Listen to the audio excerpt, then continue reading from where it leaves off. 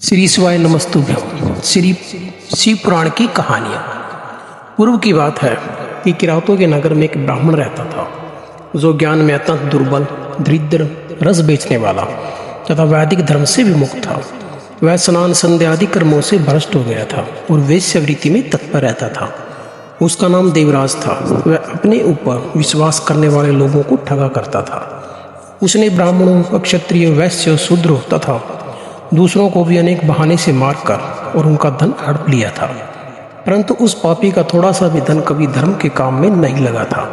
वह वेश्यागामी था तथा सभी प्रकार के आचार भ्रष्ट था। एक दिन घूमता घामता वह देवयोग से प्रतिष्ठापूर्ण जोशी प्रयाग में जा पहुंचा। वहां उसने एक शिवालय देखा जहाँ बहुत से साधु महात्मा एकत्र हुए थे। देवराज उस विशाल शिवालय में ठहर गया, किंतु वहां उस ब्राह्मण को ज्वर आ गया। उस ज्वर से उसको बड़ी पीड़ा होने लगी। वह एक ब्राह्मण देवता शिव पुराण की कथा सुना रहे थे।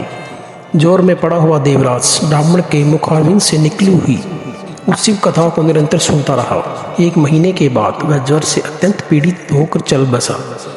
यमराज के दूत आए और उसे पासों में बांधकर बलपूर्वक यमपुरी ले गए। इतने में ही शिवलोक से भगवान शिव पार्षद गण आ गए। उनके गोर अंग, श्वेत अंग कपूर के समान उज्जवल थे। हाथ त्रिशूल से सुशोभित हो रहे थे। उनके संपूर्ण अंग भस्म से उद्वासित थे और रुद्राक्ष की मालाएं उनके शरीर की शोभा बढ़ा रही थी। वे सब के सब क्रोधपूर्वक यमपुरी में आ गए और यमराज के दूतों को मार पीट कर बारम्बार धमकाकर उन्होंने देवराज को उनके चंगुल से छुड़ा लिया और अत्यंत अद्भुत विमान पर बैठाकर जब वे शिवदूत कैलाश जाने को उद्यत हुए, उस समय यमपुरी में बड़ा कोलाहल मच गया। उस कोलाहल को सुनकर धर्मराज अपने भवन से बाहर आए। साक्षात दूसरे रुद्रों के समान प्रतीत होने वाले उन चारों दूतों को देखकर धर्मराज उनका विधि पूर्वक पूजन करने लगे और ज्ञान दृष्टि से देखकर सारा वृत्तांत जान लिया।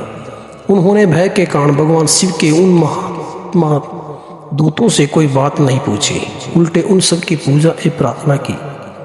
तत्पश्चात वे शिवदूत चले गए और वहां पहुंचकर उन्होंने उस ब्राह्मण को दया सागर शाम शिव के हाथों में दे दिया।